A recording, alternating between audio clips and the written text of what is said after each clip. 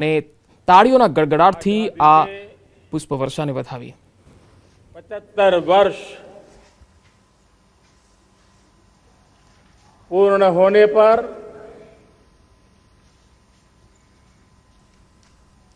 देशवासियों को अनेक अनेक शुभकामनाएं, बहुत बहुत बधाई. न सिर्फ हिंदुस्तान का हर कोना, लेकिन दुनिया के हर कोने में आज किसी न किसी रूप में भारतीयों के द्वारा या भारत के प्रति अपार प्रेम रखने वालों के द्वारा विश्व के हर कोने में यह हमारा तिरंगा आन बान शान के साथ लहरा रहा है. मैं विश्व भर में फैले हुए भारत प्रेमियों को, भारतीयों को आजादी के इस अमृत महोत्सव की बहुत बहुत बधाई देता हूं. आज का ये दिवस ऐतिहासिक दिवस है. एक पुण्य पड़ाव, एक नई राह, एक नए संकल्प और नए सामर्थ्य के साथ कदम बढ़ाने का ये शुभ अवसर है.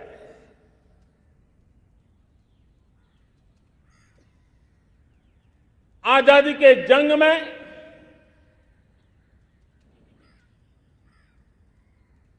गुलामी का पूरा कालखंड संघर्ष में बीता है. हिंदुस्तान का कोई कोना ऐसा नहीं था, कोई काल ऐसा नहीं था जब देशवासियों ने सैकड़ों सालों तक गुलामी के खिलाफ जंग न किया हो, जीवन न खपाया हो, यातनाएं न झेली हो, आहुति न दी हो. आज हम सब देशवासियों के लिए ऐसे हर महापुरुष को, हर त्यागी को, हर बलिदानी को नमन करने का अवसर है, उनका ऋण स्वीकार करने का अवसर है और उनका स्मरण करते हुए उनके सपनों को जल्द से जल्द पूरा करने का संकल्प लेने का भी अवसर है.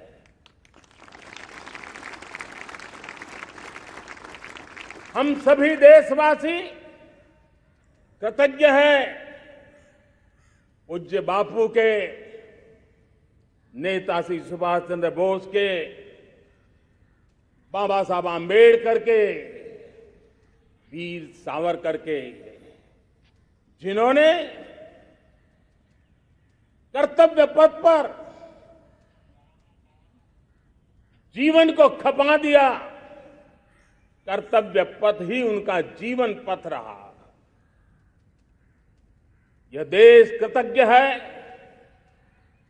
मंगल पांडे, तात्या टोपे, भगत सिंह, सुखदेव, राजगुरु, चंद्रशेखर आजाद, अशफाक उल्लाह खान, राम प्रसाद बिस्मिल, अनगिनत ऐसे हमारे क्रांति वीरों ने अंग्रेजों की हुकूमत की नींव हिला दी थी.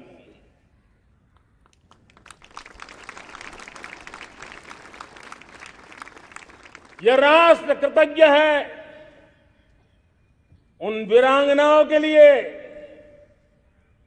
रानी लक्ष्मीबाई हो, झलकारी बाई, दुर्गा भाभी, रानी गाइदिन्ल्यो, रानी चेन्नम्मा, बेगम हजरत महल, वेलु नाचियार। भारत की नारी शक्ति क्या होती है, भारत की नारी शक्ति का संकल्प क्या होता है, भारत की नारी त्याग और बलिदान की क्या पराकाष्ठा कर सकती है, वैसी अनगिनत वीरांगनाओं का स्मरण करते हुए हर हिंदुस्तानी गर्व से भर जाता है।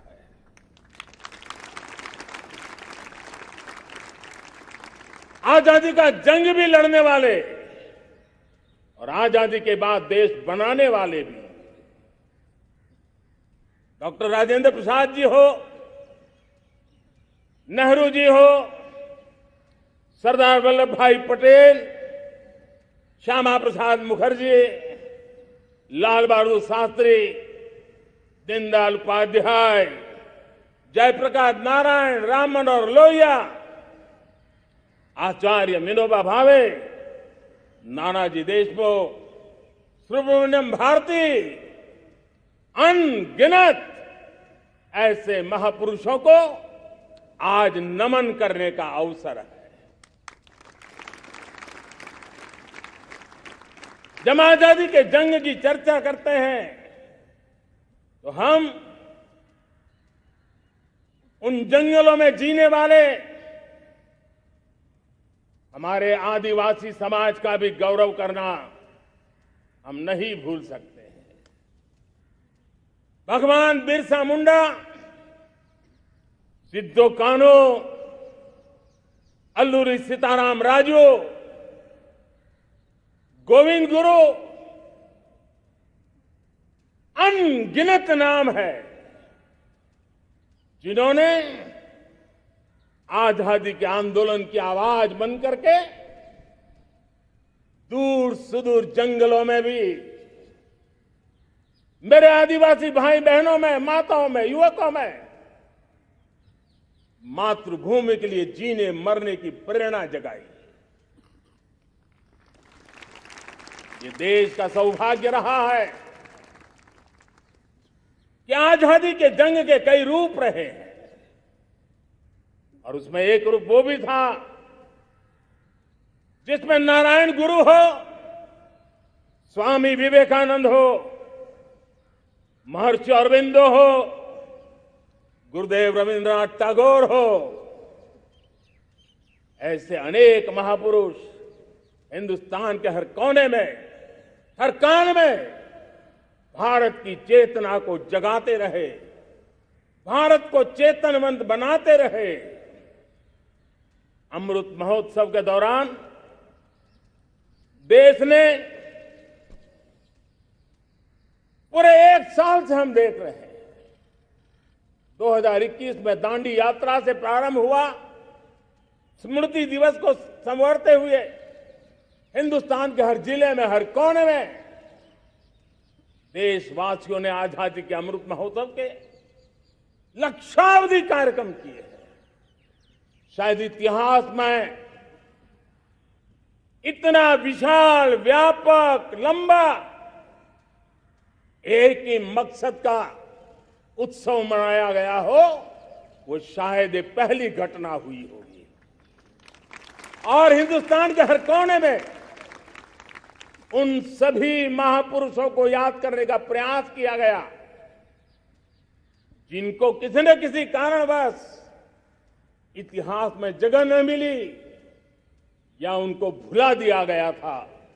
आज देश ने खोज खोज करके हर कोने में ऐसे वीरों को, महापुरुषों को, त्यागियों को, बलिदानियों को, सत्याग्रहियों को याद किया, नमन किया। अमृत महोत्सव के दरमियान इन सभी महापुरुषों को नमन करने का अवसर रहा। कल 14 अगस्त को भारत ने विभाजन विभीषिका स्मृति दिवस भी बड़े भारी मन से हृदय के गहरे गांवों को याद करते हुए उन कोटि कोटि जनों ने बहुत कुछ सहन किया था। तिरंगे की शान के लिए सहन किया था। मातृभूमि की मिट्टी से मोहब्बत के कारण सहन किया था और धैर्य नहीं खोया था। भारत के प्रति प्रेम ने नई जिंदगी की शुरुआत करने का उनका संकल्प नमन करने योग्य, प्रेरणा पाने योग्य है। आज जब हम आजादी का अमृत महोत्सव मना रहे हैं तो पिछले 75 साल में देश के लिए जीने मरने वाले, देश की सुरक्षा करने वाले, देश के संकल्पों को पूरा करने वाले, चाहे सेना के जवान हो, पुलिस के कर्मी हो,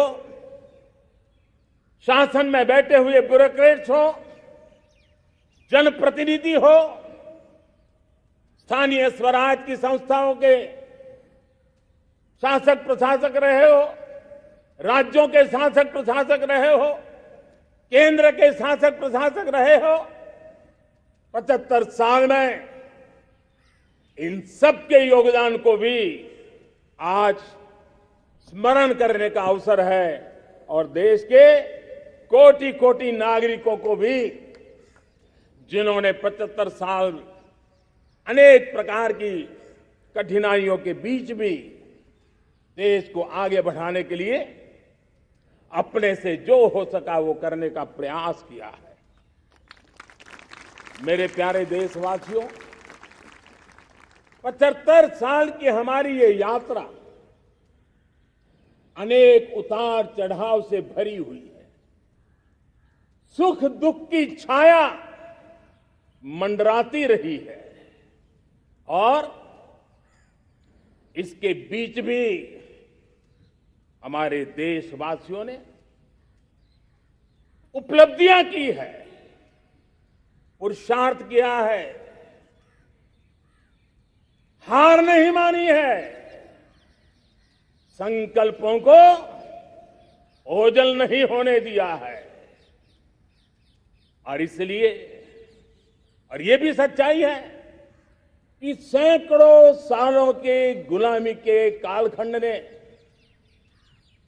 भारत के मन को, भारत के मानवीय की भावनाओं को गहरे घाव किए थे, गहरी चोटें पहुंचाई थी, लेकिन उसके भीतर एक जिद भी थी, एक जिजीविषा भी थी, एक जुनून भी था, एक जोम भी था। और उसके कारण अभावों के बीच में भी, उपहास के बीच में भी, और जब आजादी का जंग अंतिम चरण में था तो देश को डराने के लिए, निराश करने के लिए, हताश करने के लिए सारे उपाय किए गए थे। अगर आजादी आई, अंग्रेज चले जाएंगे तो देश टूट जाएगा, बिखर जाएंगे, लोग अंदर अंदर लड़ करके मर जाएंगे, कुछ नहीं बचेगा, अंधकार युग में भारत चला जाएगा। न जाने क्या क्या आशंकाएं व्यक्त की गई थी, लेकिन उनको पता नहीं था ये हिंदुस्तान की मिट्टी है। इस मिट्टी में वो सामर्थ्य है जो शासकों से भी परे सामर्थ्य का एक अंतर प्रभार लेकर के जीता रहा है, सदियों तक जीता रहा है। और उसी का परिणाम है, हमने क्या कुछ नहीं झेला।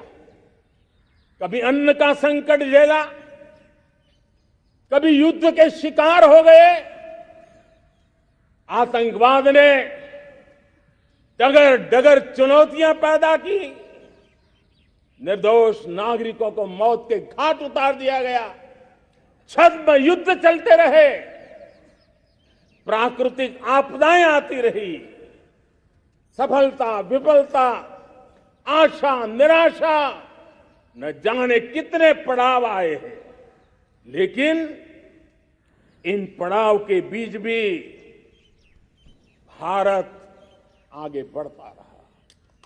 भारत की विविधता जो औरों को भारत के लिए बोझ लगती थी, वो भारत की विविधता ही भारत की एक अनमोल शक्ति है, शक्ति का एक अटूट प्रवाह है। और दुनिया को पता नहीं था कि भारत के पास एक इनहेरेंट सामर्थ्य है, एक संस्कार सरिता है, एक मन मस्तिष्क का विचारों का बंधन है, और वो है भारत लोकतंत्र की जननी है, मदर ऑफ डेमोक्रेसी है। और जिनके जहन में लोकतंत्र होता है, वे जब संकल्प करके चल पड़ते हैं, वो सामर्थ्य दुनिया की बड़ी बड़ी सल्तनतों के लिए भी संकट का काल लेकर के आती है। ये मदर ऑफ डेमोक्रेसी, ये लोकतंत्र की जननी हमारे भारत ने सिद्ध कर दिया कि हमारे पास ये एक अनमोल सामर्थ्य है। मेरे प्यारे देशवासियों, 75 साल की यात्रा में आशाएं, अपेक्षाएं, उतार चढ़ाव सब कुछ के बीच में हर एक के प्रयास से हम जहां तक पहुंच पाए थे, पहुंचे थे। और 2014 में देशवासियों ने मुझे दायित्व दिया। आजादी के बाद जन्मा हुआ मैं पहला व्यक्ति था जिसको लाल किले से देशवासियों का गौरवगान करने का अवसर मिला था।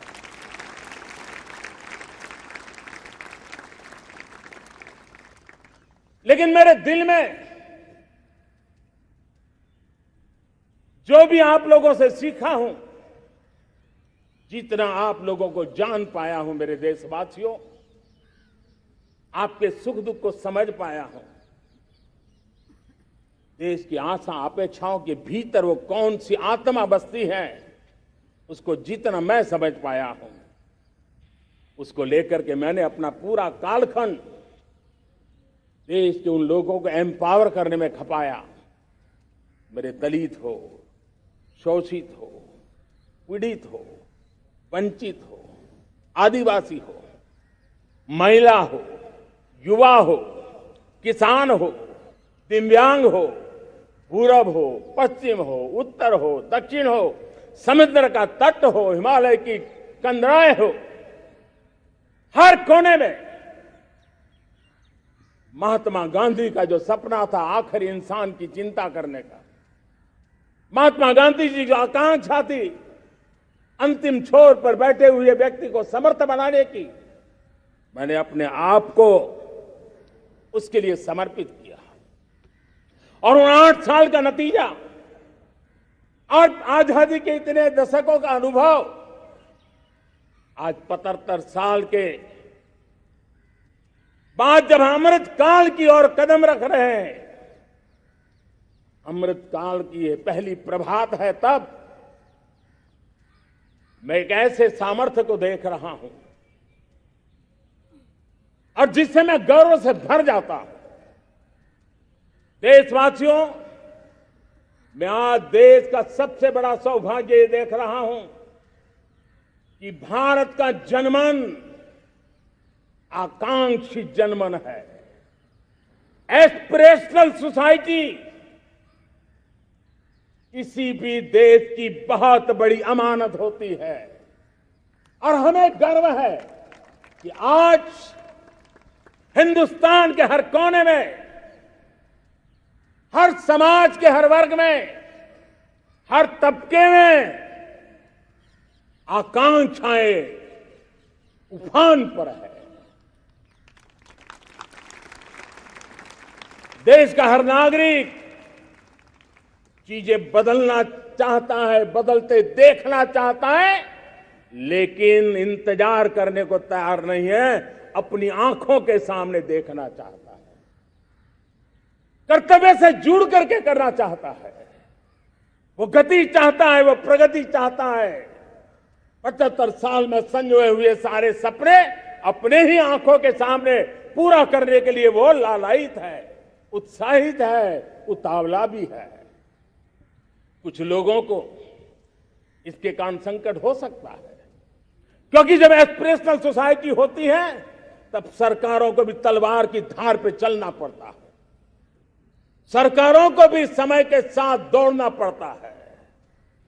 और मुझे विश्वास है, चाहे केंद्र सरकार हो, राज्य सरकार हो, स्थानीय स्वराज की संस्थाएं हो, किसी भी प्रकार की शासन व्यवस्था क्यों न हो, हर किसी को इन एस्पिरेशनल सोसाइटी को एड्रेस करना पड़ेगा। उनकी आकांक्षाओं के लिए हम ज्यादा इंतजार नहीं कर सकते। हमारे इस एस्पिरेशनल सोसाइटी ने लंबे अरसे तक इंतजार किया है, लेकिन अब वो अपनी आने वाली पीढ़ी को इंतजार में जीने के लिए मजबूर करने को तैयार नहीं है। और इसलिए ये अमृत काल का पहली प्रभात हमें उस एस्पिरेशनल सोसाइटी की आकांक्षाओं को पूरा करने के लिए एक बहुत बड़ा सुनहरा अवसर देकर के आई है। मेरे प्यारे देशवासियों, हमने पिछले दिनों देखा है, एक और ताकत का हमने अनुभव किया है, और वो है भारत में एक सामूहिक चेतना का पुनर्जागरण हुआ है। एक सामूहिक चेतना का पुनर्जागरण आजादी के इतने संघर्ष में से जो अमृत था वो अब संजोया जा रहा है, संकलित हो रहा है, संकल्प में परिवर्तित हो रहा है, पुरुषार्थ की पराकाष्ठा जुड़ रही है और सिद्धि का मार्ग नजर आ रहा है। ये चेतना, मैं समझता हूं कि चेतना का जागरण, ये पुनर्जागरण, ये हमारी सबसे बड़ी अमानत है। और ये पुनर्जागरण देखिए, 10 अगस्त तक लोगों को पता तक नहीं होगा शायद कि देश के भीतर कौन सी ताकत है, लेकिन पिछले 3 दिन से जिस प्रकार से तिरंगे झंडे को लेकर के, तिरंगा की यात्रा लेकर के देश चल पड़ा है, बड़े बड़े सोशल साइंस के एक्सपर्ट्स वे भी शायद कल्पना नहीं कर सकते कि मेरे भीतर के अंदर कितने, मेरे देश के भीतर कितना बड़ा सामर्थ्य है, एक तिरंगे झंडे ने दिखा दिया है। यह पुनर्चेतना, पुनर्जागरण का पल है। ये लोग समझ नहीं पाए हैं, जब देश जनता कर्फ्यू के लिए हिंदुस्तान का हर कोना निकल पड़ता है, तब उस चेतना की अनुभूति है। जब देश ताली थाली बजा करके कोरोना वॉरियर के साथ कंधे से कंधा मिला करके खड़ा हो जाता है, तब चेतना की अनुभूति होती है। जब दिया जला करके कोरोना वॉरियर की शुभकामना देने के लिए देश निकल पड़ता है, तब उस चेतना की अनुभूति होती है। दुनिया कोरोना के कालखंड में वैक्सीन लेना या न लेना, वैक्सीन काम का है कि नहीं है, उस उलझन में जी रहा था। उस समय मेरे देश के गांव गरीब भी 200 करोड़ डोज दुनिया को चौंका देने वाला काम करके दिखा देते हैं। यही चेतना है, यही सामर्थ्य है। इस सामर्थ्य ने आज देश को एक नई ताकत दी है। मेरे प्यारे भाइयों बहनों, तीसरा एक महत्वपूर्ण सामर्थ्य मैं देख रहा हूं, जैसे एस्पिरेशनल सोसाइटी, जैसे पुनर्जागरण, वैसे ही आजादी के इतने दशकों के बाद पूरे विश्व का भारत की तरफ देखने का नजरिया बदल चुका है। विश्व भारत की तरफ गर्व से देख रहा है, अपेक्षा से देख रहा है। समस्याओं का समाधान भारत की धरती पर दुनिया खोजने लगी है। दोस्तों, विश्व का ये बदलाव, विश्व की सोच में ये परिवर्तन 75 साल की हमारी अनुभव यात्रा का परिणाम है। हम जिस प्रकार से संकल्पों लेकर चल पड़े हैं, दुनिया इसे देख रही है और आखिरकार विश्व भी उम्मीदें लेकर के जी रहा है। उम्मीदें पूरे करने का सामर्थ्य कहां पड़ा है, वो उसे दिखने लगा है। मैं इसे त्रिशक्ति के रूप में देखता हूं, 3 सामर्थ्य के रूप में देखता हूं। और ये त्रिशक्ति है एस्पिरेशन की, पुनर्जागरण की और विश्व की उम्मीदों की। और इसे पूरा करने के लिए हम जानते हैं दोस्तों, आज दुनिया में एक विश्वास जगने में मेरे देशवासियों की बहुत बड़ी भूमिका है। 130 करोड़ देशवासियों ने कई दशकों के अनुभव के बाद स्थिर सरकार का महत्व क्या होता है, राजनीतिक स्थिरता का महत्व क्या होता है, पॉलिटिकल स्टेबिलिटी दुनिया में किस प्रकार की ताकत दिखा सकती है, नीतियों में कैसा सामर्थ्य होता है, उन नीतियों पर विश्व का कैसे भरोसा बनता है, ये भारत ने दिखाया है और दुनिया भी इसे समझ रही है। और हम जब राजनीतिक स्थिरता हो, नीतियों में गतिशीलता हो, निर्णयों में तेजी हो, सर्वव्यापकता हो, सर्वसमावेशकता हो, तो विकास के लिए हर कोई भागीदार बनता है। हमने सबका साथ सबका विकास का मंत्र लेकर के हम चले थे, लेकिन देखते ही देखते देशवासियों ने सबका विश्वास और सबका प्रयास से उसमें और रंग भर दिए हैं। और इसलिए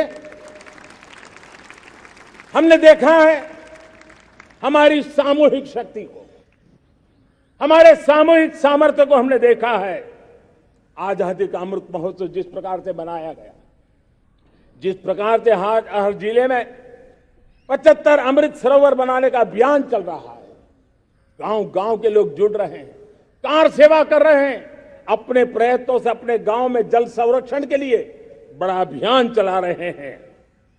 और इसलिए भाइयों बहनों, चाहे स्वच्छता का अभियान हो, चाहे गरीबों के कल्याण का काम हो, देश आज पूरी शक्ति से आगे बढ़ रहा है।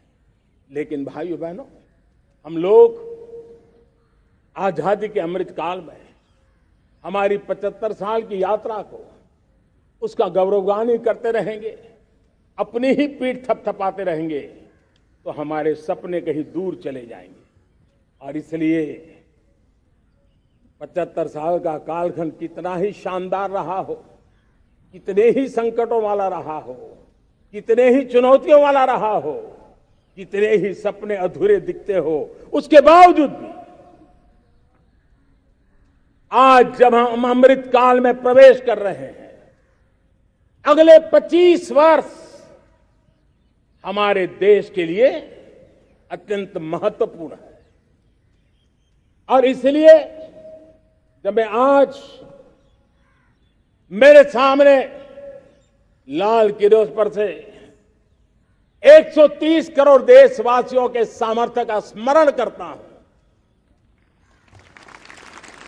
उनके सपनों को देखता हूं, उनके संकल्पों की अनुभूति करता हूं, तो साथियों मुझे लगता है आने वाले 25 साल के लिए हमें उस 5 पंच प्राण पर अपनी शक्ति को केंद्रित करनी होगी, अपने संकल्पों को केंद्रित करना होगा, अपने सामर्थ्य को केंद्रित करना होगा। और हमें उन पंच प्राण को लेकर के 2047 जब आजादी के 100 साल होंगे, आजादी के दीवानों के सारे सपने पूरे करने का जिम्मा उठा करके चलना होगा। जब मैं पंच प्राण की बात करता हूं, तो पहला प्राण, अब देश बड़े संकल्प लेकर के ही चलेगा। बहुत बड़े संकल्प लेकर के चलना होगा और वो बड़ा संकल्प है विकसित भारत। अब उससे कुछ कम नहीं होना चाहिए। बड़ा संकल्प। दूसरा प्राण है किसी भी कोने में हमारे मन के भीतर, हमारे आदतों के भीतर गुलामी का एक भी अंश अगर भी अभी भी है तो उसको किसी भी हालत में बचने नहीं देना। अब 100%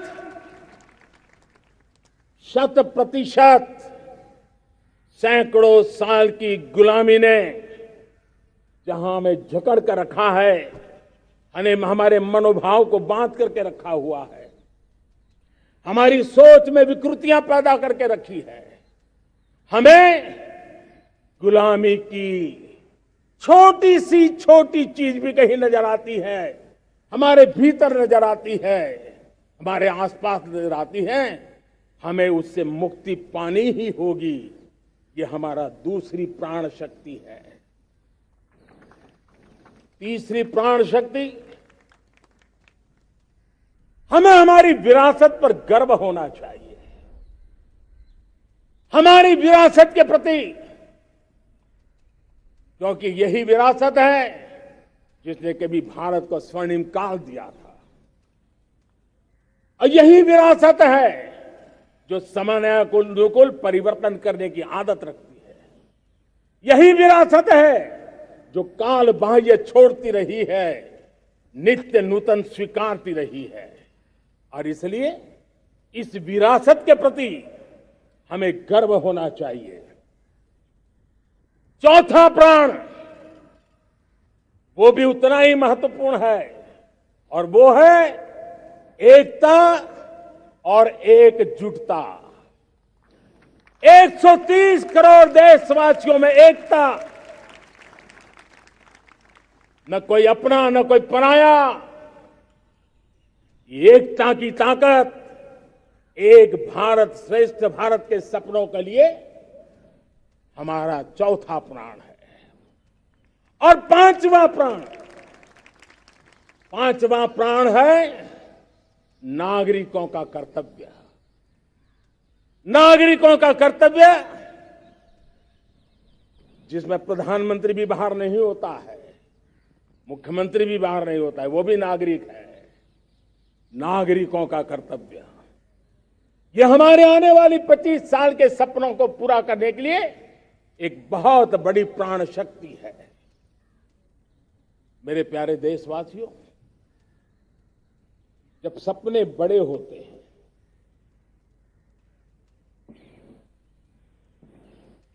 जब संकल्प बड़े होते हैं, तो पुरुषार्थ भी बहुत बड़ा होता है, शक्ति भी बहुत बड़ी मात्रा में जुट जाती है। अब कोई कल्पना कर सकता है कि देश 40-42 के कालखंड को याद कीजिए। देश उठ खड़ा हुआ था, किसी ने हाथ में झाड़ू लिया था, किसी ने तकली ली थी, किसी ने रेंटिया लिया था, किसी ने सत्याग्रह का मार्ग चुना था, किसी ने संघर्ष का मान चुना था, किसी ने क्रांति की वीरता का रास्ता चुना था। लेकिन संकल्प बड़ा था आजादी, और ताकत देखिए, बड़ा संकल्प था तो आजादी लेके रहे। हम आजाद हो गए। अगर संकल्प छोटा होता, सीमित होता, तो शायद आज भी संघर्ष करने के दिन चालू रहते। लेकिन संकल्प बड़ा था तो हमने हासिल भी किया। मेरे प्यारे देशवासियों, अब आज जब अमृत काल की पहली प्रभात है, तो हमें इस 25 साल में विकसित भारत बना के रहना है। अपनी आंखों के सामने और जो 20, 22, 25 साल के नौजवान मेरे देश के मेरे सामने हैं, मेरे देश के नौजवानों, जब देश आजादी के 100 साल मनाएगा तब आप 50-55 के हुए होंगे। मतलब आपके जीवन का ये स्वर्णिम काल, आपकी उम्र के ये 25-30 साल भारत के सपनों को पूरा करने का काल है। आप संकल्प लेकर के मेरे साथ चल पड़िए साथियों, तिरंगे झंडे की शपथ लेकर के चल पड़िए। हम सब पूरी ताकत से लगे आए। बड़ा संकल्प, मेरा देश विकसित देश होगा, डेवलप कंट्री होगा। विकास के हर पैरामीटर में हम मानव केंद्रीय व्यवस्था को विकसित करेंगे। हमारे केंद्र में मानव होगा, हमारे केंद्र में के मानव की आशा आकांक्षाएं होगी। हम जानते हैं भारत जब बड़े संकल्प करता है तो करके भी दिखाता है।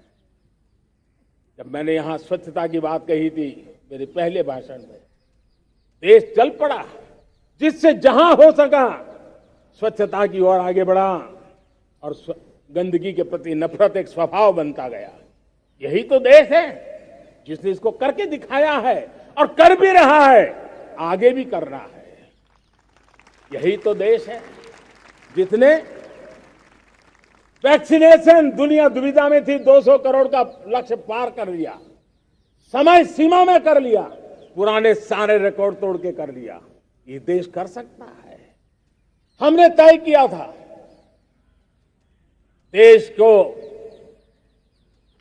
खाड़ी के तेल पर हम गुजारा करते हैं, झाड़ी के तेल की ओर कैसे बढ़े। 10% इथेनॉल ब्लेंडिंग का सपना बड़ा लगता था, पुराना इतिहास बताता था संभव नहीं है, लेकिन समय से पहले 10% इथेनॉल ब्लेंडिंग करके देश ने इस सपने को पूरा कर दिया। भाइयों बहनों, 2.5 करोड़ लोगों को इतने कम समय में बिजली कनेक्शन पहुंचाना छोटा काम नहीं था, देश ने करके दिखाया। लाखों परिवारों के घर में जल से नल, नल से जल, नल से जल पहुंचाने का काम आज देश तेज गति से कर रहा है। खुले में शौच से मुक्ति भारत के अंदर आज संभव हो पाया है। मेरे प्यारे देशवासियों, अनुभव कहता है कि एक बार हम सब संकल्प लेकर के चल पड़े तो हम निर्धारित लक्ष्यों को पार कर सकते हैं। रिन्यूएबल एनर्जी का लक्ष्य हो, देश में नए मेडिकल कॉलेज बनाने का इरादा हो, डॉक्टरों की तैयारी करवानी हो, हर क्षेत्र में पहले से गति बहुत बड़ी है। और इसलिए मैं कहता हूं, अब आने वाले 25 साल बड़े संकल्प के हो। यही हमारा प्राण, वही हमारा प्रण भी होना चाहिए।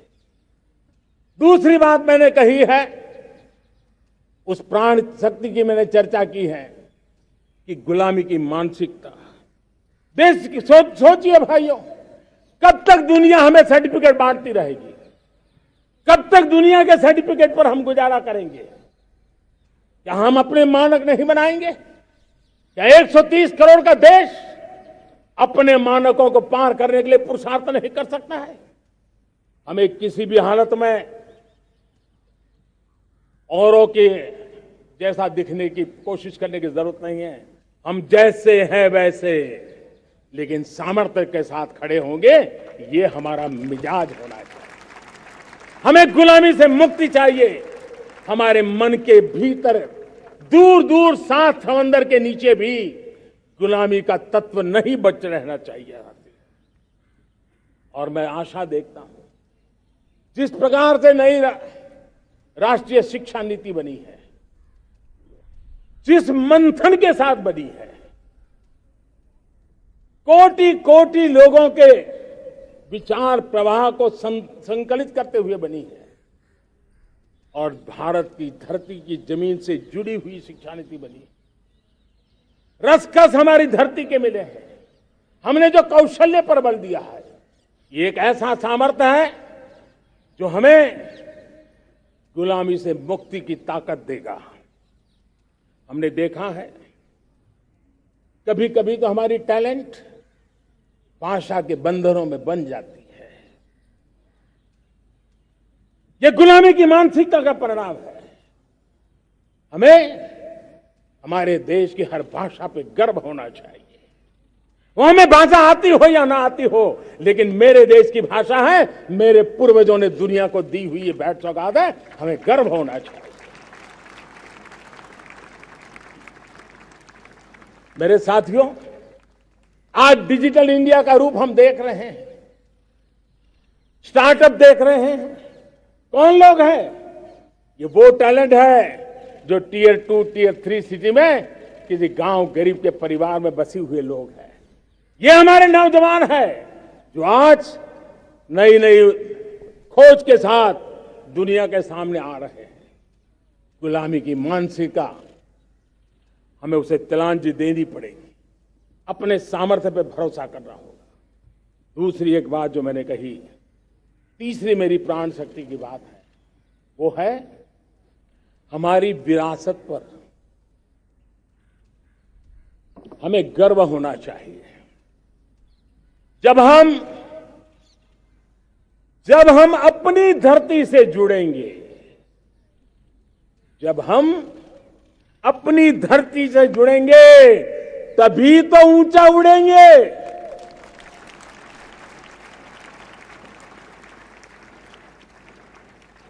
और जब हम ऊंचा उड़ेंगे तो हम विश्व को भी समाधान दे पाएंगे।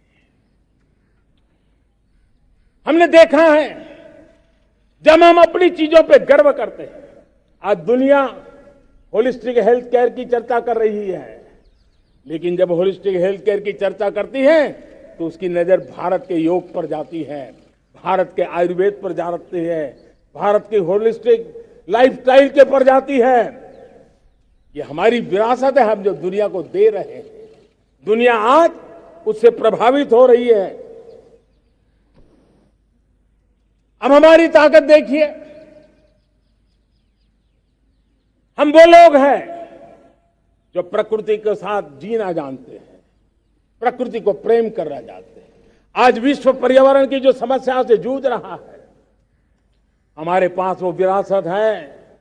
ग्लोबल वार्मिंग की समस्याओं के समाधान का रास्ता हम लोगों के पास है, हमारे पूर्वजों ने दिया हुआ है। जब हम लाइफस्टाइल की बात करते हैं, एनवायरमेंट फ्रेंडली लाइफस्टाइल की बात करते हैं, हम लाइफ मिशन की बात करते हैं, तो दुनिया का ध्यान आकर्षित करते हैं। हमारे पास ये सामर्थ्य है। हमारा बड़ा धान, मोटा धान, मिलेट, हमारे यहां तो घर घर की चीज रही है। ये हमारी विरासत है। हमारे छोटे किसानों के परिश्रम से छोटी छोटी जमीन के टुकड़ों में फलने फूलने वाली हमारे धान। आज दुनिया अंतर्राष्ट्रीय स्तर पर मिलेट ईयर मनाने के लिए आगे बढ़ रही है। मतलब हमारी विरासत को आज दुनिया, हम उस पर गर्व करना सीखे। हमारे पास दुनिया को बहुत कुछ देना है। हमारे फैमिली वैल्यूज, विश्व के सामाजिक तनाव की जब चर्चा हो रही है, व्यक्तिगत तनाव की चर्चा होती है तो लोगों को योग दिखता है, सामूहिक तनाव की बात होती है तब भारत की पारिवारिक व्यवस्था दिखती है। संयुक्त परिवार की एक पूंजी सदियों से हमारी माताओं बहनों के त्याग बलिदान के कारण परिवार नाम की जो व्यवस्था विकसित हुई, ये हमारी विरासत है। इस विरासत पर हम गर्व कैसे करें? हम तो वो लोग हैं जो जीव में भी शिव देखते हैं। हम वो लोग हैं जो नर में नारायण देखते हैं। हम वो लोग हैं जो नारी तो नारायणी कहते हैं। हम वो लोग हैं जो पौधे में परमात्मा देखते हैं। हम वो लोग हैं जो नदी को मां मानते हैं। हम वो लोग हैं जो हर कंकर में शंकर देखते हैं। ये हमारा सामर्थ्य है। हर नदी में मां का रूप देखते हैं। पर्यावरण की इतनी व्यापकता, विशालता, ये हमारा गौरव। हम विश्व के सामने जब खुद गर्व करेंगे तो दुनिया करेगी। भाइयों बहनों, हम वो लोग हैं जिसने दुनिया को वसुधैव कुटुंबकम का मंत्र दिया। हम वो लोग हैं जो दुनिया को कहते हैं एकम सत विप्रहा बदो वदंती, आज जो होलियर देन दाऊ का जो संकट चल रहा है, तुझसे बड़ा मैं हूं, ये जो तनाव का कारण बना हुआ है, दुनिया को एकम सत विप्रादा बहुधा वदंती का ज्ञान देने वाली विरासत हमारे पास है। जो कहते हैं सत्य एक है, जानकार लोग उसको अलग अलग तरीके से कहते हैं। ये गौरव हमारा है। हम लोग हैं जो कहते हैं यत पिंडे तद ब्रह्मांडे। कितनी बड़ी सोच है। जो ब्रह्मांड में है वो हर जीव मात्र में है। यत पिंडे तद ब्रह्मांडे, ये कहने वाले हम लोग हैं। हम वो लोग हैं जिसने दुनिया का कल्याण देखा है। हम जन कल्याण से जग कल्याण के राही रहे हैं। जन कल्याण से जग कल्याण की राह पर चलने वाले हम लोग जब दुनिया की कामना करते हैं तब कहते हैं सर्वे अपनी सुखिनो संतु सर्वे संतु निरामया। सबके सुख की बात, सबके आरोग्य की बात करना, ये हमारी विरासत है। और इसलिए हम बड़ी शान के साथ हमारी इस विरासत का गर्व करना सीखें। ये प्राण शक्ति है हमारी, जो हमें 25 साल के सपनों पूरा करने के लिए जरूरी है। उसी प्रकार से मेरे प्यारे देशवासियों, एक और महत्वपूर्ण विषय है एकता, एकजुटता। इतने बड़े देश को, उसकी विविधता को हमें सेलिब्रेट करना है। इतने पंथ परंपराएं, ये हमारे आन बान शान है। कोई नीचा नहीं, कोई ऊंचा नहीं है, सब बराबर है। कोई मेरा नहीं, कोई पराया नहीं, सब अपने हैं।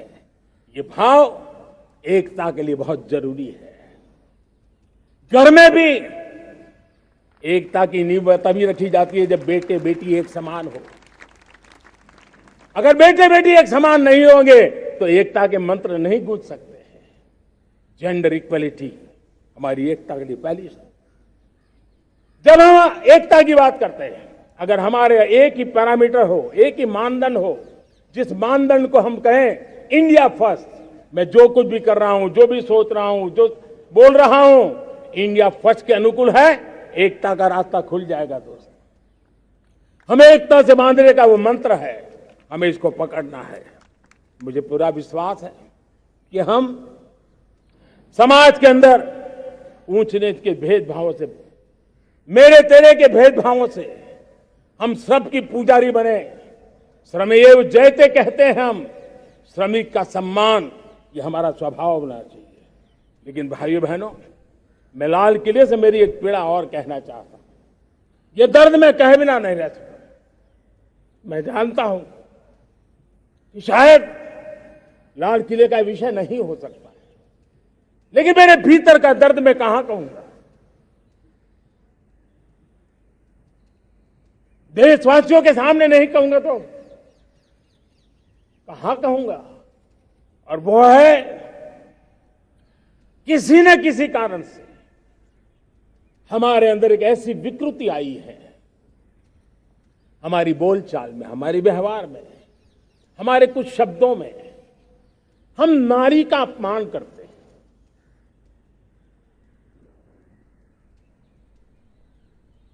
क्या हम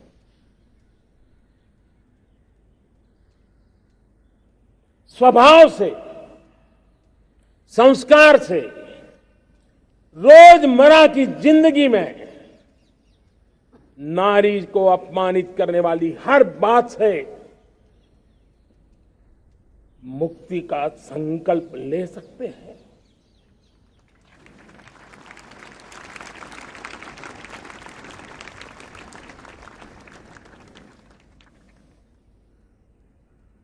नारी का गौरव राष्ट्र के सपने पूरे करने में बहुत बड़ी पूंजी बनने वाला है। यह सामर्थ्य मैं देख रहा हूं और इसलिए मैं इस बात का आग्रही हूं। मेरे प्यारे देशवासियों, मैं 5वीं प्राण शक्ति की बात करता हूं और वो 5वीं प्राण शक्ति है नागरिक का कर्तव्य।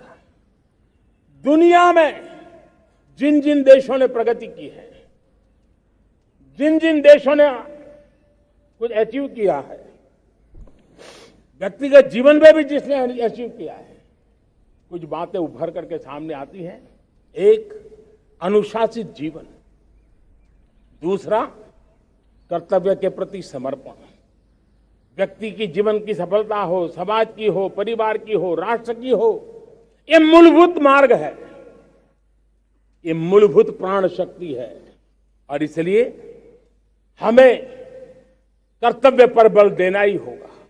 यह शासन का काम है कि बिजली 24 घंटे पहुंचाने के लिए प्रयास करे, लेकिन ये नागरिक का कर्तव्य है कि जितनी ज्यादा यूनिट बिजली बचा सकते बचाएं। हर खेत में पानी पहुंचाना सरकार की जिम्मेवारी है, सरकार का प्रयास है, लेकिन पर ड्रॉप मोर क्रॉप, पानी बचाते हुए आगे बढ़ना, मेरे हर खेत से आवाज उठनी चाहिए।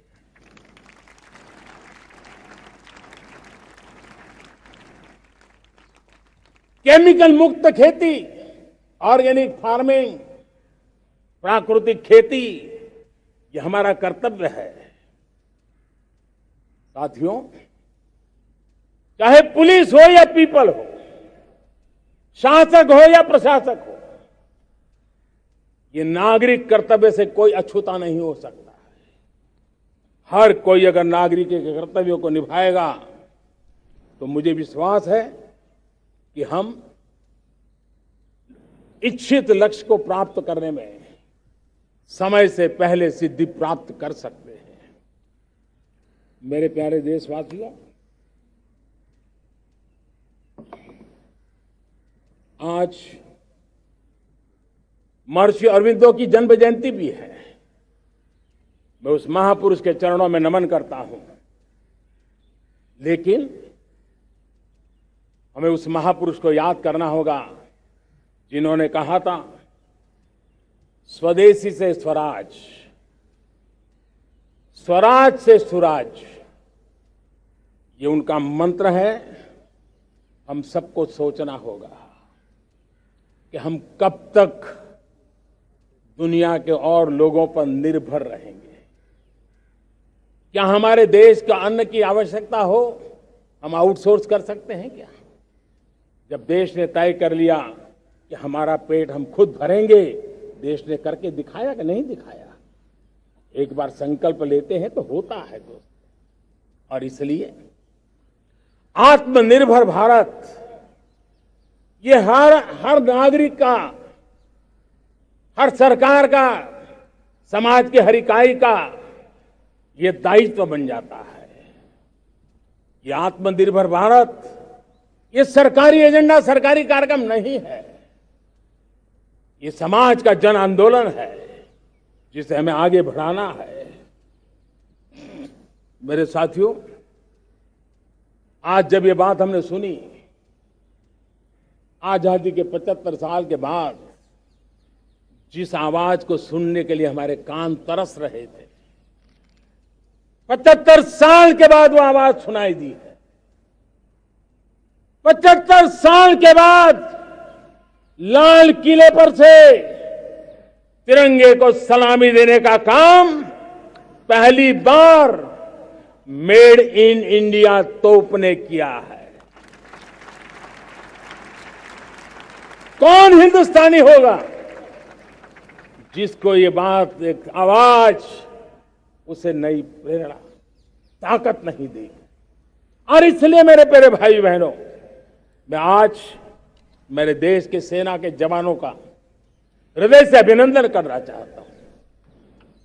मेरी आत्मनिर्भर की बात को संगठित स्वरूप में, साहस के स्वरूप में मेरी सेना के जवानों ने, सेना नायकों ने जिस जिम्मेवारी के साथ कंधे पे उठाया है, मैं उनको जितनी सैल्यूट करूं उतनी कम है दोस्त। उनको आज मैं सलाम करता हूं,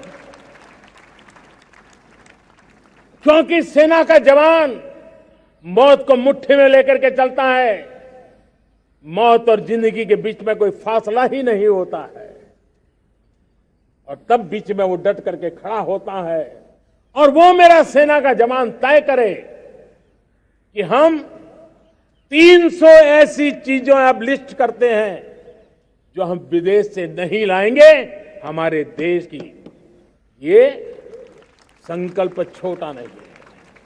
मुझे इस संकल्प में भारत के आत्मनिर्भर भारत के उज्जवल भविष्य के वो बीज मैं देख रहा हूं जो इस सपने को वटवृक्ष में परिवर्तित करने वाले हैं।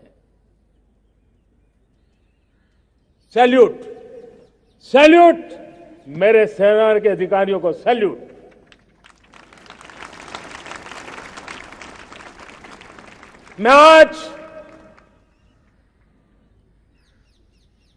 मैं मेरे छोटे छोटे बालकों को 5 साल 7 साल की आयु के बालक, उनको भी सैल्यूट करना चाहता हूं, उनको भी सलाम करना चाहता हूं। जब देश के सामने चेतना जगी, मैंने सैकड़ों परिवारों से सुना है 5-5, 7 साल के बच्चे घर में कह रहे हैं कि अब हम विदेशी खिलौने से नहीं खेलते। 5 साल का बच्चा घर में विदेशी खिलौने से नहीं खेलेंगे, ये जब संकल्प करता है ना, तब आत्मनिर्भर भारत उसकी रगों में दौड़ता है। आज देखिए, पीएलआई स्कीम 1 लाख करोड़ रुपया दुनिया के लोग हिंदुस्तान में अपना नसीब आजमाने आ रहे हैं, टेक्नोलॉजी लेकर के आ रहे हैं, रोजगार के नए अवसर बना रहे हैं। भारत मैन्युफैक्चरिंग हब बनता जा रहा है, आत्मनिर्भर भारत की बुनियाद बना रहा है। आज इलेक्ट्रॉनिक गुड्स मैन्युफैक्चरिंग हो, मोबाइल फोन का मैन्युफैक्चरिंग हो, आज देश बहुत तेजी से प्रगति कर रहा है। जब हमारा ब्रह्मोस दुनिया में जाता है, कौन हिंदुस्तानी होगा जिसका मन आसमान को न छूता होगा। दोस्तों, आज हमारी मेट्रो कोचेज, हमारी वंदे भारत ट्रेन विश्व के लिए आकर्षण बन रहा है। मेरे प्यारे देशवासियों, हमें आत्मनिर्भर बनना है हमारे एनर्जी सेक्टर में। हम कब तक एनर्जी के सेक्टर में किसी और पर डिपेंडेंट रहेंगे? और हमें सोलार का क्षेत्र हो, विंड एनर्जी का क्षेत्र हो, रिन्यूएबल के और भी जो रास्ते हो, मिशन हाइड्रोजन हो, बायोफ्यूल की कोशिश हो, इलेक्ट्रिक व्हीकल पर जाने की बात हो, हमें आत्मनिर्भर बन करके इन व्यवस्थाओं को आगे बढ़ाना होगा। मेरे प्यारे देशवासियों, आज प्राकृतिक खेती भी आत्मनिर्भर का एक मार्ग है। फर्टिलाइजर से जितनी ज्यादा मुक्ति, आज देश में नैनो फर्टिलाइजर के कारखाने की नई आशा लेकर के आए हैं। लेकिन प्राकृतिक खेती, केमिकल फ्री खेती आत्मनिर्भर को ताकत दे सकती है। आज देश में रोजगार के क्षेत्र में ग्रीन जॉब के नए नए क्षेत्र बहुत तेजी से खुल रहे हैं। भारत ने नीतियों के द्वारा स्पेस को खोल दिया है। ड्रोन की बहुत दुनिया में सबसे प्रगतिशील पॉलिसी लेकर के आए हैं। हमने देश के नौजवानों के लिए नए द्वार खोल दिए हैं। मेरे प्यारे भाइयों बहनों, मैं प्राइवेट सेक्टर को भी आह्वान करता हूं, आइए हमें विश्व में छा जाना है।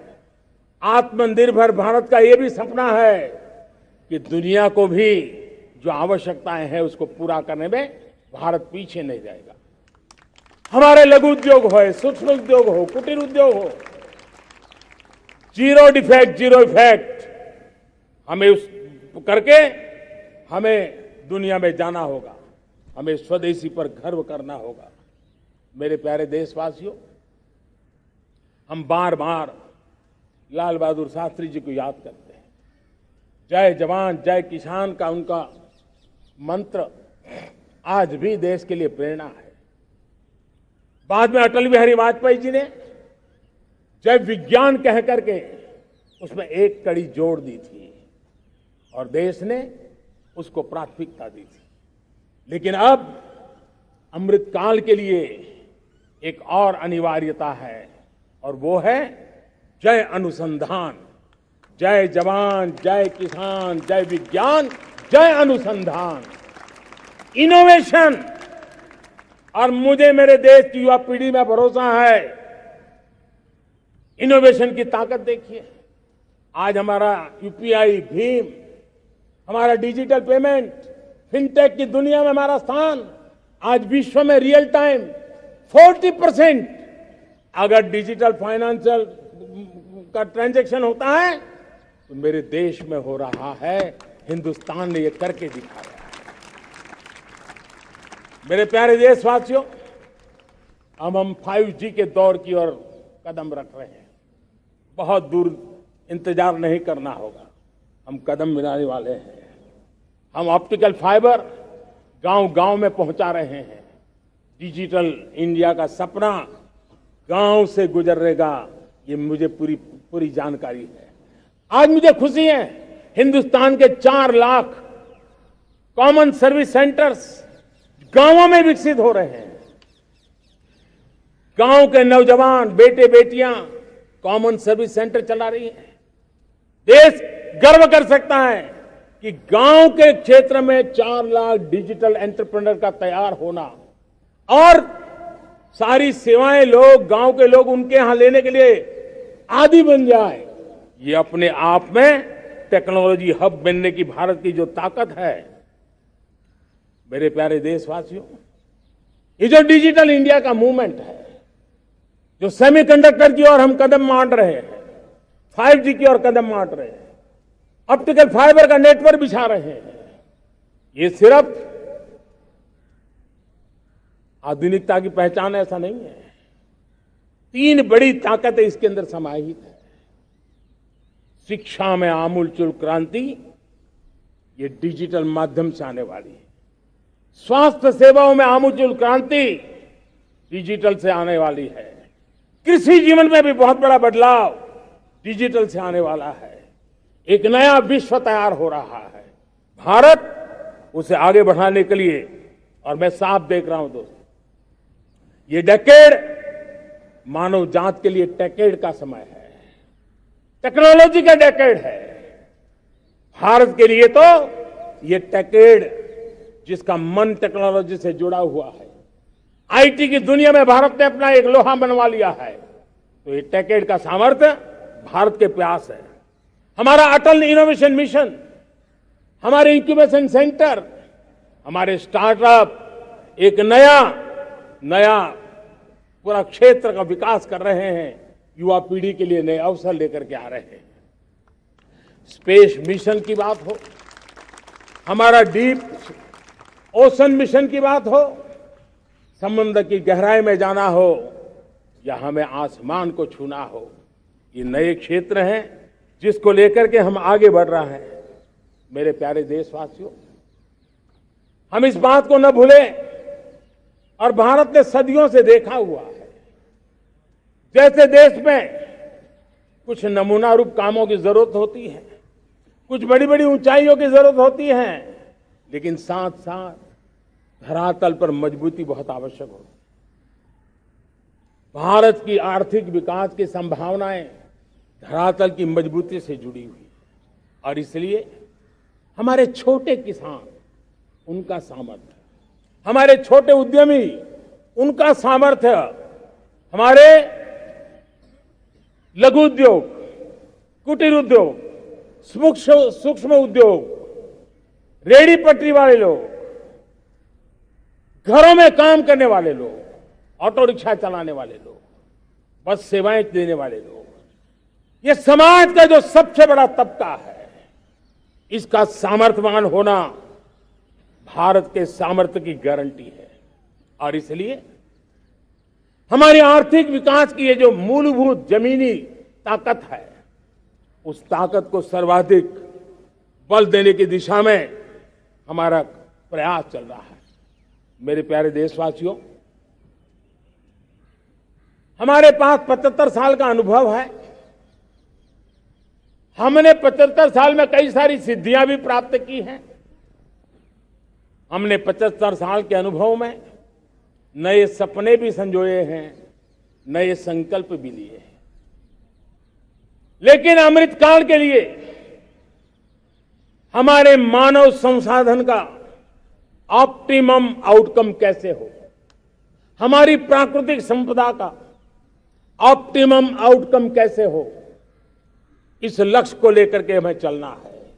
और तब मैं पिछले कुछ सालों से अनुभव से कह चाहता हूं, आपने देखा होगा आज अदालत के अंदर देखिए,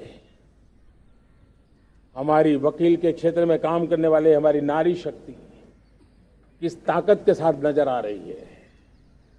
आप ग्रामीण क्षेत्र में जनप्रतिनिधि के रूप में देखिए, हमारी नारी शक्ति किस मिजाज से, समर्पित भाव से अपनी गांवों की समस्याओं को सुलझाने में लगी हुई है। आज ज्ञान का क्षेत्र देख लीजिए, विज्ञान का क्षेत्र देख लीजिए, हमारे देश की नारी शक्ति सिरमौर नजर आ रही है।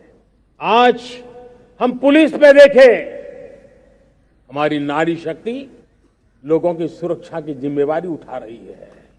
हम जीवन के हर क्षेत्र में देखें, खेलकूद का मैदान देखें या युद्ध की भूमि देखें, भारत की नारी शक्ति एक नए सामर्थ्य, नए विश्वास के साथ आगे आ रही है। मैं इसको भारत की 75 साल की जो यात्रा में जो योगदान है, उसमें अब कई गुना योगदान आने वाले 25 साल में मैं मेरी नारी शक्ति का देख रहा हूं, मेरी माताओं, बहनों का, मेरी बेटियों का देख रहा हूं। और इसलिए ये सारे हिसाब किताब से ऊपर है, सारे आपके पैरामीटर से अतिरिक्त है। हम इस पर जितना ध्यान देंगे, हम जितने ज्यादा अवसर हमारी बेटियों को देंगे, जितनी सुविधाएं हमारी बेटियों के लिए केंद्रित करेंगे, आप देखना वो हमें बहुत कुछ लौटा करके देगी। वो देश को इस ऊंचाई पर ले जाएगी। इस अमृत काल में जो सपने पूरे करने में जो मेहनत लगने वाली है, अगर हमारी नारी शक्ति की मेहनत जुड़ जाएगी, व्यापक रूप से जुड़ जाएगी, तो हमारी मेहनत कम होगी, हमारा समय सीमा भी कम हो जाएगी, हमारे सपने और तेजस्वी होंगे, और ओजस्वी होंगे, और दैदीप्यमान होंगे। और इसलिए आइए साथियों, हम जिम्मेवारियों को लेकर आगे बढ़े। मैं आज भारत के संविधान के निर्माताओं का भी धन्यवाद करना चाहता हूं कि उन्होंने जो हमें फेडरल स्ट्रक्चर दिया है, उसके स्पिरिट को बनाते हुए, उसकी भावनाओं का आदर करते हुए हम कंधे से कंधा मिला करके इस अमृत काल में चलेंगे तो सपने साकार होकर के रहेंगे। कार्यक्रम भिन्न हो सकते हैं, कार्यशैली भिन्न हो सकती है, लेकिन संकल्प भिन्न नहीं हो सकते। राष्ट्र के लिए सपने भिन्न नहीं हो सकते। आइए हम एक ऐसे युग के अंदर आगे बढ़े। मुझे याद है जब मैं गुजरात का मुख्यमंत्री था, केंद्र में हमारे विचार की सरकार नहीं थी, लेकिन मेरे गुजरात में हर जगह पे मैं एक ही मंत्र लेके चलता था कि भारत के विकास के लिए गुजरात का विकास, भारत का विकास हम कहीं पर भी हो, हम सबके मन मस्तिष्क में रहना चाहिए। हमारे देश के कई राज्य हैं जिन्होंने देश को आगे बढ़ाने में बहुत भूमिका अदा की है, नेतृत्व किया है, कई क्षेत्रों में उदाहरण काम किए हैं। ये हमारे फेडरलिज्म को ताकत देते हैं। लेकिन आज समय की मांग है कि हमें कोऑपरेटिव फेडरलिज्म के साथ साथ कोऑपरेटिव कॉम्पिटिटिव फेडरलिज्म की जरूरत है। हमें विकास की स्पर्धा की जरूरत है। हर राज्य को लगना चाहिए वो राज्य आगे निकल गया, मैं इतनी मेहनत करूंगा, मैं आगे निकल जाऊंगा। उसने ये 10 अच्छे काम किए हैं, मैं 15 अच्छे काम करके दिखाऊंगा। उसने 3 साल में पूरा किया है, मैं 2 साल में करके दिखाऊंगा।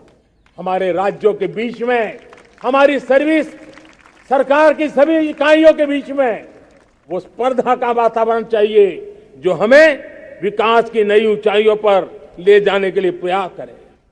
मेरे प्यारे देशवासियों, इस 25 वर्ष का अमृतकाल के लिए जब हम चर्चा करते हैं, तब मैं जानता हूं चुनौतियां अनेक हैं, मर्यादाएं अनेक हैं, मुसीबतें भी हैं, बहुत कुछ है। हम इसको कम नहीं आंकते हैं, रास्ते खोजते हैं, लगातार कोशिश कर रहे हैं। लेकिन 2 विषयों को तो मैं यहां आज चर्चा करना चाहता हूं। चर्चा अनेक विषयों पर हो सकती है, लेकिन मैं अभी समय की सीमा के कारण 2 विषयों पर चर्चा करता हूं। और मैं मानता हूं हमारे इन सारी चुनौतियों को कारण, विकृतियों के कारण, बीमारियों के कारण इस 25 साल का अमृतकाल, उस पर शायद अगर हमने समय रहते नहीं चेते, समय रहते समाधान नहीं किए, तो वो ये विकराल रूप ले सकते हैं। और इसलिए मैं सबकी चर्चा न करते हुए 2 पर जरूर चर्चा करना चाहता हूं। एक है भ्रष्टाचार, दूसरा है भाई भतीजावाद, परिवारवाद। भारत जैसे लोकतंत्र में जहां लोग गरीबी से जूझ रहे हैं, जब एक तरफ से देखते हैं, एक तरफ वो लोग हैं जिनके पास रहने के लिए जगह नहीं है, दूसरी पार वो तरह लोग हैं जिनको अपना चोरी किया हुआ माल रखने के लिए जगह नहीं है। ये स्थिति अच्छी नहीं है। और इसलिए हमें भ्रष्टाचार के खिलाफ पूरी ताकत से लड़ना है। पिछले 8 वर्षों में डायरेक्ट बेनिफिट ट्रांसफर के द्वारा, आधार, मोबाइल, इन सारे आधुनिक व्यवस्थाओं का उपयोग करते हुए 2 लाख करोड़ रुपए जो गलत हाथों में जाते थे, उसको बचा करके देश की भलाई के लिए काम लगाने में हम सफल हुए हैं। जो लोग पिछली सरकारों में बैंकों को लूट लूट करके भाग गए, उनकी संपत्तियां जब्त कर करके वापस लाने की कोशिश कर रहे हैं। कईयों को जेलों में जीने के लिए मजबूर करके रखा हुआ है। हमारी कोशिश है जिन्होंने देश को लूटा है उनको लौटाना पड़े, वो स्थिति हम पैदा करेंगे। भाइयों बहनों, अब भ्रष्टाचार के खिलाफ मैं साफ देख रहा हूं कि हम एक निर्णायक कालखंड में कदम रख रहे हैं। बड़े बड़े चमरबंदी भी बच नहीं पाएंगे। इस मिजाज के साथ भ्रष्टाचार के खिलाफ एक निर्णायक कालखंड में अब हिंदुस्तान कदम रख रहा है। और मैं लाल किले की प्राचीर से बड़ी जिम्मेवारी के साथ कह रहा हूं। और इसलिए भाइयों बहनों, भ्रष्टाचार दीमक की तरह देश को खोखला कर रहा है। मुझे इसके खिलाफ लड़ाई लड़नी है, लड़ाई को तेज करना है, निर्णायक मोड़ पे लेकर के ही जाना है। तब मेरे 130 करोड़ देशवासी, आप मुझे आशीर्वाद दीजिए, आप मेरा साथ दीजिए। मैं आज आपसे साथ मांगने आया, आपका सहयोग मांगने आया हूं, ताकि मैं इस लड़ाई को लड़ पाऊं, इस लड़ाई को देश जीत पाए और सामान्य नागरिक की जिंदगी भ्रष्टाचार ने तबाह करके रखी हुई है। मैं मेरे इन सामान्य नागरिक की जिंदगी को फिर से शान बान शान के लिए जीने के लिए रास्ता बनाना चाहता हूं। और इसलिए मेरे प्यारे देशवासियों, ये चिंता का विषय है कि आज देश में भ्रष्टाचार के प्रति नफरत तो दिखती है, व्यक्त भी होती हैं, लेकिन कभी कभी भ्रष्टाचारियों के प्रति उदारता बरती जाती है। किसी भी देश में ये शोभा नहीं देगा। और कई लोग तो इतनी बेशर्मी तक चले जाते हैं कि कोर्ट में सजा हो चुकी हो, भ्रष्टाचारी सिद्ध हो चुका हो, जेल जाना तय हो चुका हो, जेल गुजार रहे हो, उसके बावजूद भी उनका महिमा मंडन करने में लगे रहते हैं, उनकी शान शौकत में लगे रहते हैं, उनकी प्रतिष्ठा बनाने में लगे रहते हैं। अगर जब तक समाज में गंदगी के प्रति नफरत नहीं होती है, स्वच्छता की चेतना जगती नहीं है। जब तक भ्रष्टाचार और भ्रष्टाचारी के प्रति नफरत का भाव पैदा नहीं होता है, सामाजिक रूप से उसको नीचा देखने के लिए मजबूर नहीं करते, तब तक एक मानसिकता खत्म होने वाली नहीं है। और इसलिए भ्रष्टाचार के प्रति भी और भ्रष्टाचारियों के प्रति भी हमें बहुत जागरूक होने की जरूरत है। दूसरी एक चर्चा मैं करना चाहता हूं, भाई भतीजावाद। और जब मैं भाई भतीजावाद, परिवारवाद की बात करता हूं तो लोगों को लगता है मैं सिर्फ राजनीतिक क्षेत्र की बात करता हूं। जी नहीं, दुर्भाग्य से राजनीतिक क्षेत्र की उस बुराई ने हिंदुस्तान की हर संस्थाओं में परिवारवाद को पोषित कर दिया है। परिवारवाद हमारी अनेक संस्थाओं को अपने में लपेटे हुए है और उसके कारण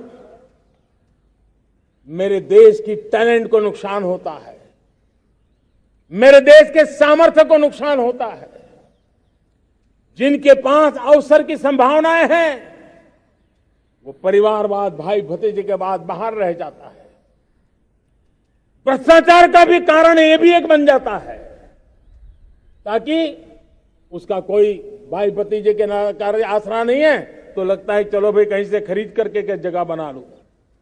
इस परिवारवाद से, भाई भतीजावाद से हमें हर संस्थाओं में एक नफरत पैदा करनी पड़ी होगी, जागरूकता पैदा करनी होगी, तब हम हमारी संस्थाओं को बचा पाएंगे।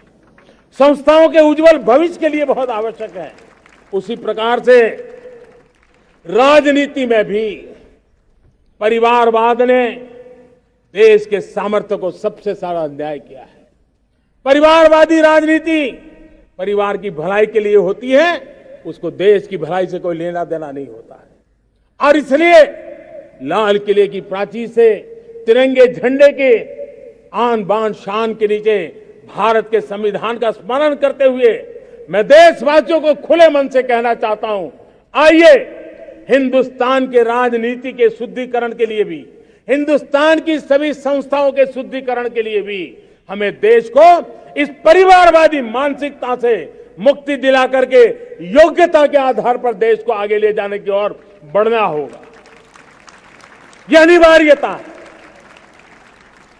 वरना हर किसी का मन कुंठित रहता है कि मैं उसके लिए योग्य था, मुझे नहीं मिला क्योंकि मेरा कोई चाचा, मामा, पिता, दादा, दादी, नाना, नानी कोई वहां थे नहीं। ये मनस्थिति किसी भी देश के लिए अच्छी नहीं। मेरे देश के नौजवानों, मैं आपके उज्जवल भविष्य के लिए, आपके सपनों के लिए, मैं भाई भतीजावाद के खिलाफ लड़ाई में आपका साथ चाहता हूं। परिवारवादी राजनीति के खिलाफ लड़ाई में मैं आपका साथ चाहता हूं। ये संवैधानिक जिम्मेवारी मानता हूं मैं, ये लोकतंत्र की जिम्मेवारी मानता हूं मैं, ये लाल किले के प्राचीर से कही गई बात की ताकत में मानता हूं। और इसलिए मैं आज आपका अवसर चाहता हूं।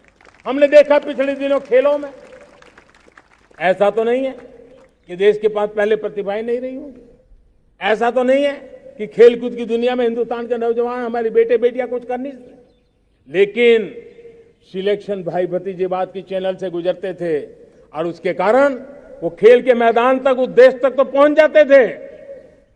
जीत हार से उन्हें लेना देना नहीं था, लेकिन जब ट्रांसपेरेंसी आई, योग्यता के आधार पर खिलाड़ियों का चयन होने लगा, पूर्ण पारदर्शिता से खेल के मैदान में सामर्थ्य का सम्मान होने लगा, आज देखिए दुनिया में खेल के मैदान में भारत का तिरंगा फहरता है, भारत का राष्ट्रगान गाया जाता है, गर्व होता है और परिवारवाद से मुक्ति होती है, भाई भतीजावाद से मुक्ति होती है, तो ये नतीजे आते हैं। मेरे प्यारे देशवासियों, ये ठीक है, चुनौतियां बहुत हैं। अगर इस देश के सामने करोड़ों संकट है तो करोड़ों समाधान भी है, और मेरा 130 करोड़ देशवासियों पर भरोसा है। 130 करोड़ देशवासी निर्धारित लक्ष्य के साथ, संकल्प के प्रति समर्पण के साथ, जब 130 करोड़ देशवासी एक कदम आगे रखते हैं ना, तो हिंदुस्तान 130 करोड़ कदम आगे बढ़ जाता है। इस सामर्थ्य को लेकर के हमने आगे बढ़ना है। इस अमृत काल में, जब ये अमृत काल की पहली बेला है, पहली प्रभात है, हमें आने वाले 25 साल को एक पल भी भूलना नहीं है। एक एक दिन, समय का प्रत्येक क्षण, जीवन का प्रत्येक कण मातृभूमि के लिए जीना, और तभी आजादी के दीवानों को हमारी सच्ची श्रद्धांजलि होगी। तभी 75 साल तक देश को यहां तक पहुंचाने में जिन जिन लोगों ने योगदान किया, उनका पुण्य स्मरण हमें काम आएगा। मैं देशवासियों से आग्रह करते हुए, नई संभावनाओं को संजोते हुए, नए संकल्पों को पार करते हुए, आगे बढ़ने का विश्वास लेकर के आज अमृत काल का आरंभ करते हैं। आजादी का अमृत महोत्सव अब अमृत काल की दिशा में पलट चुका है, आगे बढ़ चुका है। तब इस अमृत काल में सबका प्रयास अनिवार्य है, सबका प्रयास ही परिणाम लाने वाला है। टीम इंडिया की भावना ही देश को आगे बढ़ने वाली है। 130 करोड़ देशवासियों की ये टीम इंडिया एक टीम के रूप में आगे बढ़ करके सारे सपनों को साकार करेंगी। इसी पूरे विश्वास के साथ मेरे साथ बोलिए, जय हिंद, जय हिंद, जय हिंद। भारत माता की, भारत माता की, भारत माता की। वंदे वंदे वंदे। बहुत बहुत धन्यवाद।